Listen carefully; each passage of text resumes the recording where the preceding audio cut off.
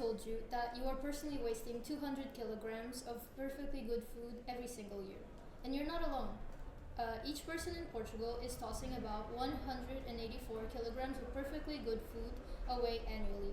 And across Europe, this adds up to over 59 million tons of food wasted every year.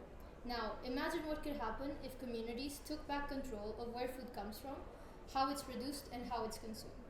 Welcome back to another episode of Green is the New Black, your favorite podcast presented by Oikos Lisbon, where we explore how sustainability is reshaping our world, one story, one idea, and one change maker at a time. I'm your host, Carolina, and in today's episode, we're diving into the world of sustainable food systems and community-powered change. And joining me is Mariana Reboleira, Nova SBA alumna, and co-founder of Rizoma Cooperative. It's Portugal's first community-owned and managed grocery shop, and it's reimagining how we buy food, who profits from it, and how communities can take ownership of their consumption habits. Mariana, welcome. Thank you. We're excited to have you here. To start off, could you tell us a little bit about your journey, what inspired you to get involved with sustainability and eventually co-found Rizoma? Yeah, so thank you so much for having me. Thank you. So I think it was around actually my bachelor year. So when I got out of my parents' house, I started to have more control about what I ate and what I shopped in general. And I started to become more aware of like the footprint of my diet. And so, progressed into vegetarian, eventually vegan, starting to get to know more about the products that I was buying and from who I was buying it. And I guess even my journey at Nova and getting to know like the economics behind everything and the rules of the game, I think I started to feel what was wrong about a lot of the things that we were doing. I think I started to meet some people that thought like I did, also at Green Nova and later with oikos.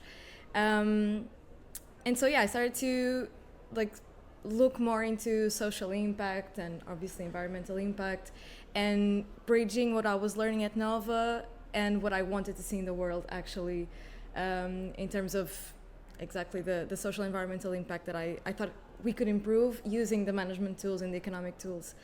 Even during my management, I was starting to look more into the modules that we had that were more aligned with those topics, but I still felt like something was missing. And I started to work in corporate social responsibility, and then with a lot of like capacity building for people who wanted to launch their own impact businesses and didn't have the management tools to do so. But I was always feeling like there's something missing here. Like we're kind of getting the tools that capitalism gives us and using them for like a better goal, but not exactly what I thought it would be like from scratch, a good way of building, activities and building businesses that match or that try to meet our needs, like our basic needs. That's where I also met people from like the beginning of Rizoma, and they were all like, okay, there's this food co-op model used in other cities in Europe and America. How about we bring it to Lisbon? Because there's nothing like this in Lisbon, and we have no idea where food comes from. I was finishing my master's, like the thesis at that time. It was also COVID, so we all had a lot of time to just sit around and think.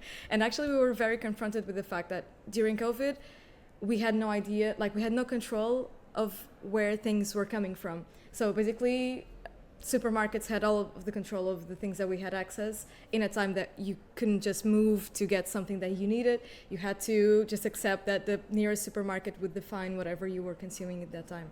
So I think that actually gave us more purpose of like, we need to do this. We as a group of consumers want to get closer to the producers and basically define what we want to have in the center of Lisbon, in terms of like the social, environmental criteria that we want to see in a product. And so, yeah, I think that was a full breach of like, I'm spending so much time researching products and see where they come from and, you know, the industry behind it. And there's this group of people that are trying to make a grocery shop out of this. And I was like, yeah, this is like the perfect opportunity for me to have an excuse to actually go to producers and ask more questions that I would usually have access to. So, yeah. Big sorry. That was a very thorough answer. And so my follow-up was already answered. The moment and experience that started kind of all of it. It was both the fact that the pandemic was going on and that you had just moved out and had to start being more conscious about your choices. And you also talked about the journey of founding the Rizoma. But what do you think were the challenges that you faced that were harder in terms of financial challenges, logistical challenges, or even just social challenges that you had? Can you talk a little bit about that? Yeah, we had a lot of challenges. So yeah, I was saying, basically we started just as a group of friends, and we were like calling friends of friends to see who'd be interested in doing this. And yeah, like some of us had experience, and I don't know, we were coming from very different backgrounds. So obviously no one actually knew how to set up a grocery shop. It was just like in collective intelligence, we got like, okay, I know this, and you know this, and you know this, and somehow it started to be born. We actually also gathered people that had more knowledge about cooperatives, especially like integral cooperatives or multi-sectoral cooperatives, how we say it officially in Portugal. And we're gonna. Sorry to interrupt, but can you explain how that is different from? Yeah, I can. Okay, so basically, and probably some of the cooperatives that we know are from a specific sector. So they have a scope of activity. For example, consumer cooperatives are groups of consumers that establish a cooperative to control what they want to purchase from producers and sell within themselves, or even to the public in general. And we know, for example, housing cooperatives. We had, like, after the revolution in Portugal in April, we had a lot of housing cooperatives being born, but they were like with a specific scope of activity, of economic activity. And integral cooperatives are a more recent thing. This was kind of like, it was born in Barcelona, in Catalonia, in the beginning of this century already. And it's this vision of like, to be independent from a lot of the times the state, and especially private interests, we have to like get this integral vision of our life. Like, we as a person and as a collective have a lot of different needs. So we need to have access to food, we need housing, we need services, we need a lot of the things. And integral cooperatives basically have this vision of, we from the setup establish that the cooperative can operate in very different economic activities, and the collective has this access of like, okay, through the cooperative I can launch projects in like grocery shop or agriculture or housing or, I don't know, fishing, even banks and credits. But basically it's this view of like not being with just a specific scope of activity. We can have like several projects, basically as many as the collective feels that they need to have their needs met. And so, yeah, we had some people that were studying this kind of approach already. And although this was all born from this food co-op vision, we started to like, okay, but let's make it possible to then incorporate new projects with other types of economic activity from the beginning. And so, yeah, that was basically how we started going. And obviously the grocery shop was the first project, but now we have many more. And yeah, so going back to the challenges, we were all kind of like discovering things as we went. Obviously there's the bureaucratic challenge, because cooperatives in general are not, they're having like a new wave. There's a new wave of cooperatives now, and I can talk a little bit more about that also.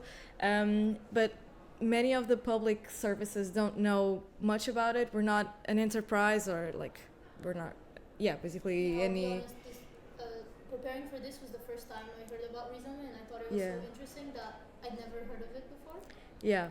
And that was actually also a surprise for me. Like, I had just spent, when I met people from Rizoma and we were starting to building everything, I had just spent like 5 years at Nova, and no one ever mentioned cooperatives for me. Yeah, like honestly, I didn't even know how powerful it could be in the time that I joined them. I was like, yeah, it must be fun to like research about products and having our own grocery shop, and it's amazing.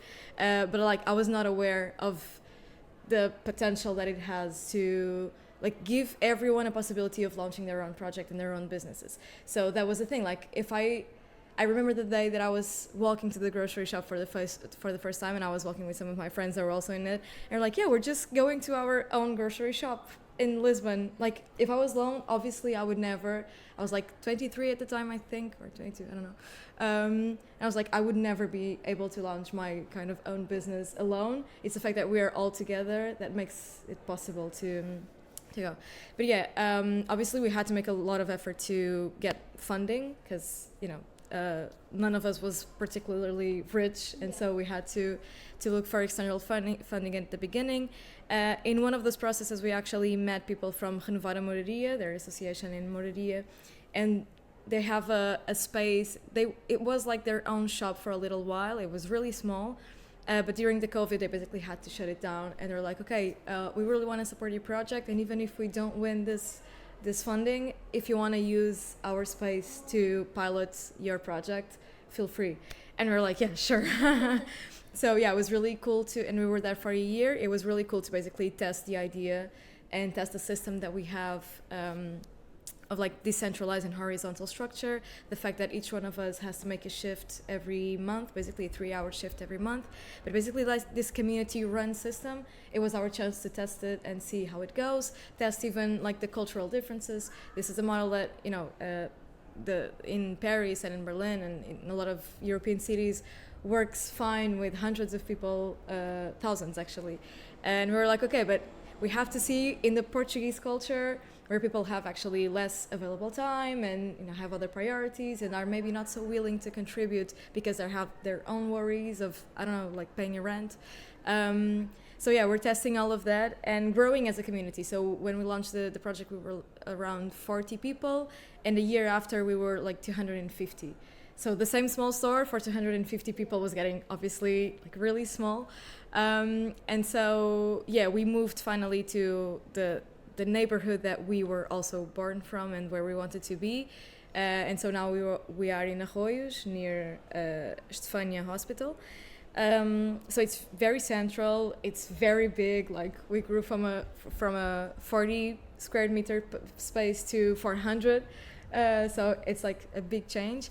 But it also allowed for the cooperative to expand as a whole. So it was not so much about the grocery, like it is a big part obviously, but it was not just about the grocery shop anymore, but we had a co-working space, we have a cultural space also, and basically a lot of space for us to like have events and bring, I don't know, people that we enjoy, like authors and, you know, people to discuss topics that we find interesting. And we obviously have also a lot of concerts, and it's a space that we as a community can like do whatever we want as a collective. Okay, so you put a lot of emphasis on transparency and local sourcing and obviously ethical production. How do you choose the producers you work with, and what is the process like from producer to store? Yeah, so one of the first things that we did was actually what we call the principles of sourcing. I can't say that this is the translation to English. And it was, we basically wrote our own utopia. Like the ideal products would be, and we had like some criteria for social dynamics and environmental dynamics. So where it would ideally come from, how it would be like ideally transported and produced and packaged. So yeah, it was like the ideal of a product. But then obviously when we come to the reality and have to literally source the products with the producers, we always have to make some, like there's always trade-offs. It's very hard to find the perfect product that it's local and in bulk and, you know, that it's, I don't know, like transported in a bike or something. So it's very hard to check all the boxes. But yeah, it was like our basis of discussion. And yeah, in the beginning we started really with like producers that we already knew, or some of us already purchased from them and liked the products. And yeah, we started to gather those different producers. And we also had like a big database of producers that we were finding on the internet and started to reach out to them. In the beginning, it was kind of ridiculous because we didn't have a store yet, and we were talking to them like, will you be interested in supplying us with this project? And they're like, yeah, how much do you want to buy? And we're like, we don't know yet. And they're like, okay, then tell us when you read it. And we're like, okay. And so, yeah, but obviously fast forward, now I think a lot of the contacts actually are coming to us. So we receive a lot of contacts from other producers that are interested to sell in our store, which is pretty nice. But yeah, we keep always the logic of, as a community, like if you know a product that you want to buy, like you buy somewhere else and you really like it and you trust the producer, then you can just suggest it and we'll probably just also start buying it to our own store. So yeah, but obviously it has to match some minimal criteria. We're not like super strict about it because the conditions are always very, like, it's very hard to establish like green or red lines of limits. So like sometimes the producer has like all of the organic certifications and and it's all very pretty and whatever, but it has a scale that it's not very, like, it's not a small scale, or it resales a lot of other things and it's not really so interesting in terms of being a small producer. And then we have smaller producers that really depends on this kind of also smaller groups of consumers to have a closer relationship with. And those will like not likely have all the certifications that would ideally be required. Aspects to sustainability. It's not just about organic certifications. Exactly. It's also about being local and engaging with community, right? Exactly, because we also know that certifications can have a really big negative impact on the market itself. So obviously small producers are constantly being pushed away from the market if the market always values too much certifications themselves. So yeah, it's also very interesting economic. That ties into my next question, because you mentioned that the consumers themselves can suggest what is supplied to the store. And so what do you think the impact that what is the impact of this community-owned model in the area where it is? Because you only have one location, am I understood correctly? Yes, actually we have kind of a new one. Okay. We have a vegetable garden in Escola Gil Vicente, so in Graça. So yeah, like the main house is in Espanha, in Arroios, but we have like a vegetable garden now in Graça, which is like our second. But because you have that focal location, it's probably easy to see how it impacts the community and how would you say it's most visible? Yeah. So actually I didn't fully explain the model, I think. So, I mean, I talked a little bit about the shifts, but yeah, the whole structure and the reason why we say we are like self-run and operated, it's because the grocery shop is open as long as we have people coming in to do the shift. And nobody is ever doing the shift alone, so we have the person like in the cashier, in the like more grocery and stock, like restocking the shop. And then we have also a cafe we call Riso Bar because we put riso in everything. And we have a small kitchen also, so we have the riso chef, which is the people who cook the meals for the next day, using the things that are not so pretty from the store. And so, yeah, this basically means that when we go there to make our shifts, we're fulfilling the commitment that we did to the rest of the collective, which is like, okay, to belong to the project, I have to choose a shift, and I commit to be there and keep the store open and running for those 3 hours. And we do it as a team.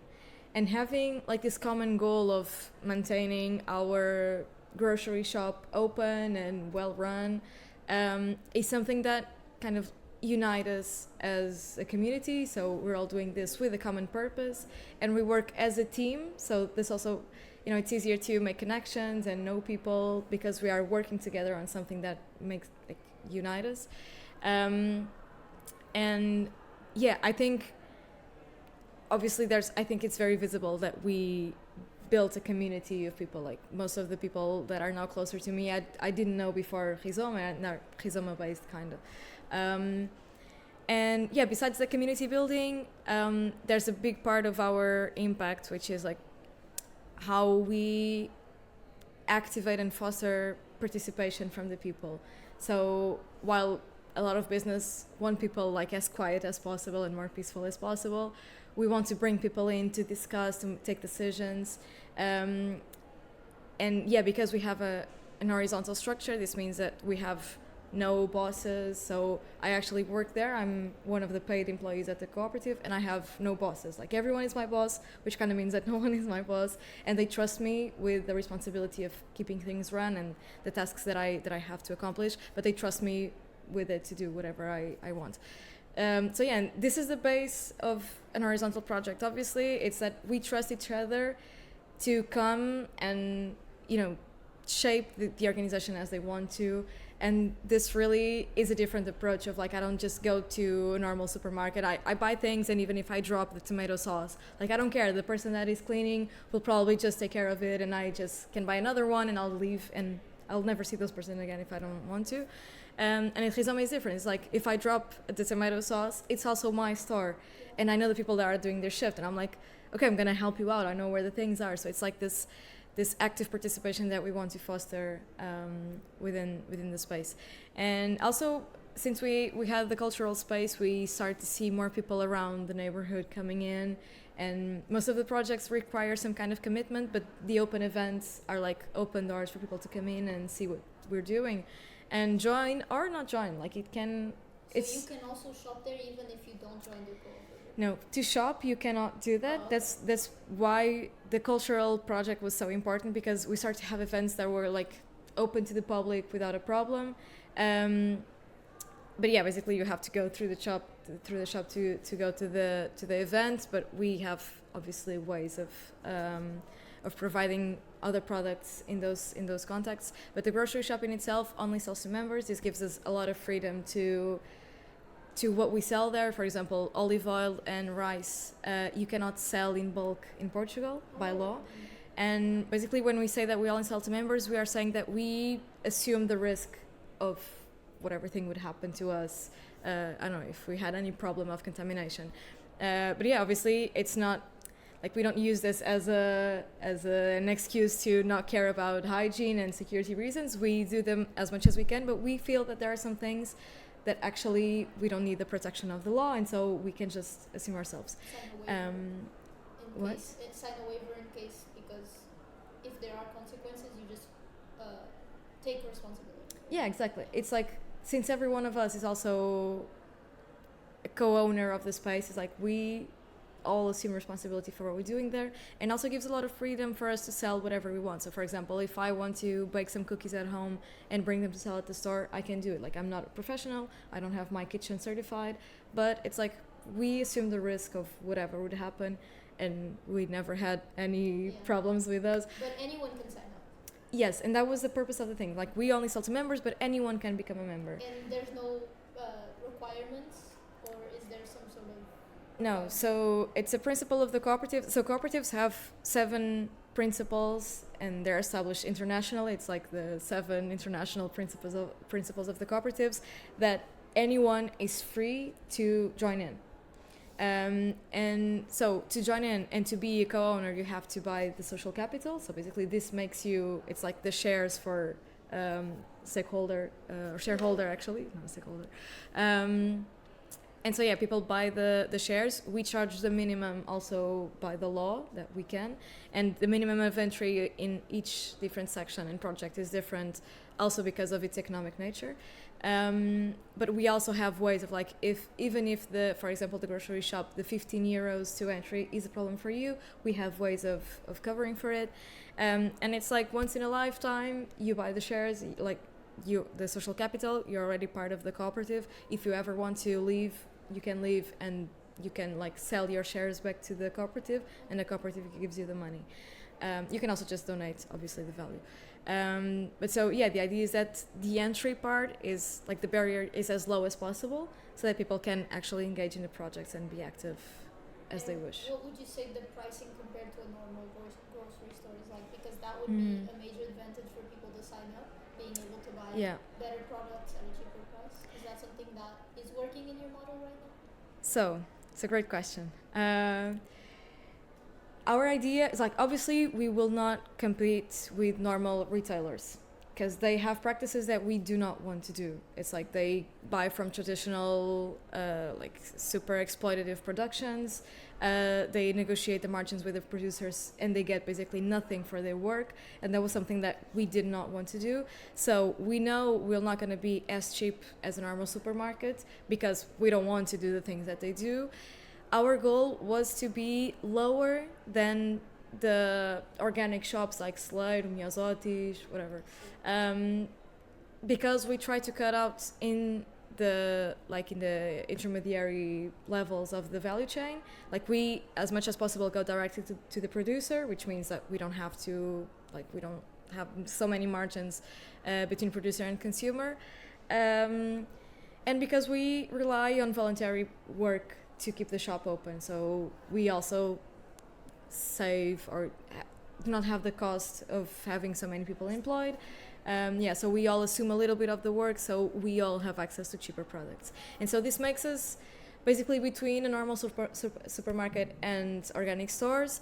Obviously, we cannot compete with every product regarding like Slado, because they also have like a big scale that we don't. So obviously, because we have only one place and we do like, I don't know, monthly orders, for example, we will not have like the scale economies that they can do, but we have it for many other products. And we actually in September we used to have a markup of 30% more or less for every product. So when we buy the product, we put 30% on top of it besides the VAT. And now we had a proposal this year that was approved, and we launched it in September, of having like a modulation of markup. So we created 3 categories: the essential products that have only 18% of markup, the middle category that have 33%, and they set like the superfluous, how do you say, superflu? I think it's the same. Yeah. Yeah, the category, and it has like 45 markup. And so yeah, we try to do this modulation of like, for the products that we really think are essential, like fresh products, veggies and fruits, proteins, vegetable proteins, we have a lower margin, so people can have, like, it's more competitive with even traditional like Pingo Doce or Continente. And so yeah, we had to compensate that with, for example, having a higher markup on coffee and chocolate, because they also, besides not having a high nutritional value, they also come with a higher footprint, like carbon footprint. Yeah. So yeah, we kind of like try to align the incentives with the price and the social environmental criteria that we have. So yeah. Without me having to ask, you basically answered most of my following questions. So I will move on to reflecting on the future. Looking ahead, what do you think is the future for food systems in Portugal or globally? You've already mentioned that this cooperative model is used already internationally in other countries, and it works in bigger scales. So obviously I can see that as your goal here in Portugal. But talk a little bit more about where do you see the biggest opportunities for change? Yeah, I know I'm taking a lot of time to reply to your questions, because it's like a whole world of but you're talking things. about everything I was going to ask. I just Cool, don't yeah. have to ask. And this question, it could also, like, I could stay here for like 2 more hours talking about this. So yeah, basically we know that this model can grow a lot, and we still wish to attract more people around us, because we know a lot of people that live close to us are not yet like completely familiar with the model that we're trying to do there, and we believe it's super important, but we don't necessarily want to grow like in terms of multiplying Rizoma in other places, because we believe that this model is naturally local. So it has to come from the people that live there to recognize this as a need that they have, something that they want to do, and see in the cooperative a model in which they really want to explore its potential to meet their needs. So what our approach is always like, we give you all the material and can explain you all the steps if you want to do a cooperative, but I'm not going to go to Porto and say, I'm going to launch a Rizoma here, because I don't know the people's needs. Like I'm trying to do the grocery shop of my neighborhood, and I hope people in Porto want to do this. And actually we have some cooperatives in Porto. So yeah, maybe I can talk a little bit there's this Rede de Cooperativas Integrais, so integral cooperative network that we created in Portugal, and also has a lot of partnerships in Spain. And it's this network of integral cooperatives. It's pretty self-explanatory, but tries to foster each other. So I think the first one in Portugal to launch was Minga in Montemoro Novo, I think 15 years ago. And yeah, they had a really important role in like teaching other people that this was a possibility and how this worked. And they were really like, it's one of our big sisters, so it was a really important organization for us to get inspiration from and to help us structure things in the beginning. And now it's cool to like, now we can help other cooperatives structure themselves and see what makes sense for them in their context, like social and I don't know, geographical context. Because obviously Rizoma is like being based in Lisbon, has access to a lot of people and different people from different cultures, a lot of people with different income levels also. But when we talk, for example, in a cooperative in Fundão, it's like something else completely. Or even in São Luís, like this, the inflow of people that we have, and honestly it's sometimes very difficult for us to keep up with the integration of so many people that come and go. For them it's like, yeah, we have 30 people interested and we cannot convince anyone else. So it's like, it's very different realities, and that's why cooperatives have, it's like they're by nature local. And so I cannot like wish to expand there. What we do want to keep doing, and what we have been doing, and it's very in line with the integral vision of the cooperative, is expanding to other areas of our life. It's not so much in scale, but in like depth of impact. It's like more and more what I need in my life in terms of economic activity can be covered in projects of the cooperative that I run and that I co-own with everyone else. And so, yeah, I think there's a lot of space for it to grow in Portugal, to have many more cooperatives, even if they're not integral, but you know, they can be focused on a certain economic activity and still bring a lot of value, because this means that people know how to be economic, like have a very active part in their economic life, and know how to like take action in their communities and not be they do not face the barrier of like they don't have enough money to put ahead, or they don't have the resources of like the spaces or wherever. It's like when you come together with other people that share the common need, the cooperative can give you like a lot of tools to actually go to your municipality and ask for a space, because you have a business model that you want to launch and you have a lot of other co-investors, and if each one of them puts a little bit, then altogether they will be able to launch it. And so, yeah, I think it will be cool to have this expanding not only in consumer sections, but also like in producer sections.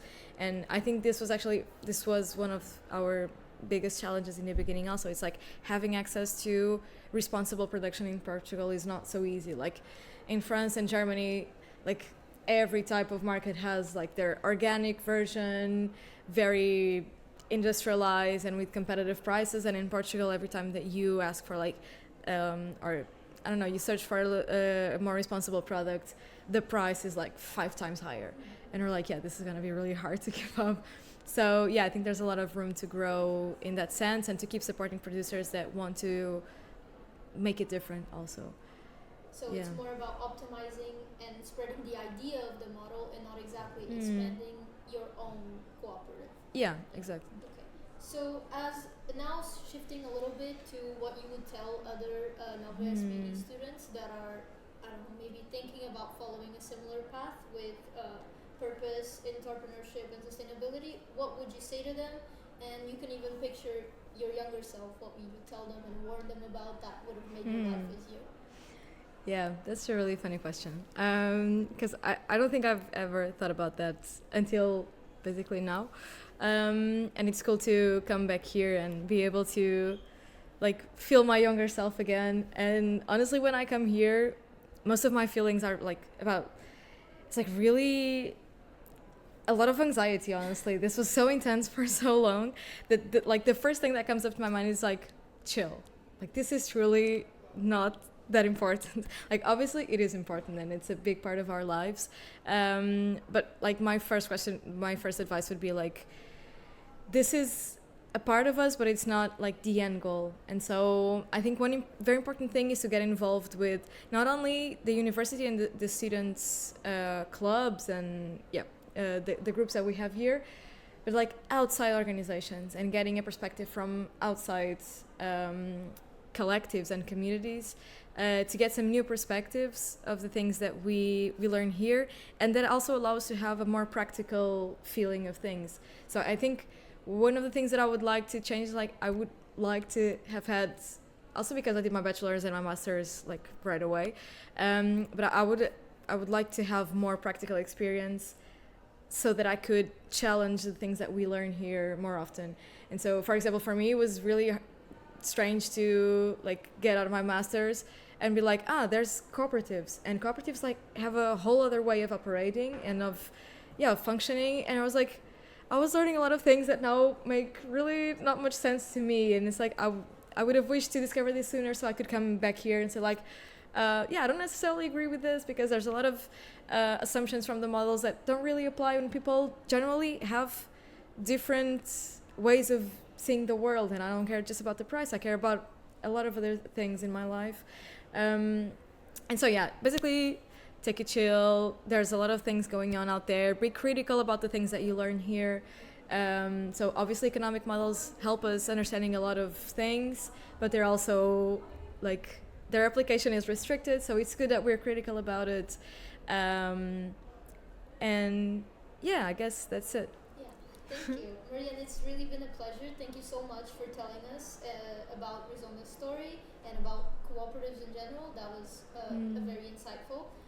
Thank you. Can I also say that and also because, actually another important thing is, and since many of us are looking for, having professional careers, many times we want to like run out of corporate worlds, but then the non-profit sector, especially in Portugal, is very traditional, very slow, and we find ourselves like we have to give in into one or another, or getting to the like impact startups, which honestly just want many times to follow the same capitalism structures and just say they have a social impact. So I know, and I've been getting to know a lot of younger people that want a career in something else.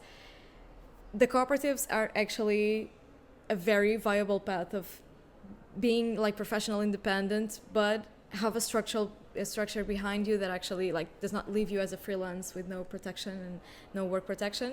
Cooperatives really can come in and like it's a non-profit, but it has a business model and has like a business orientation from scratch. So I think it's like a really cool mix of it all.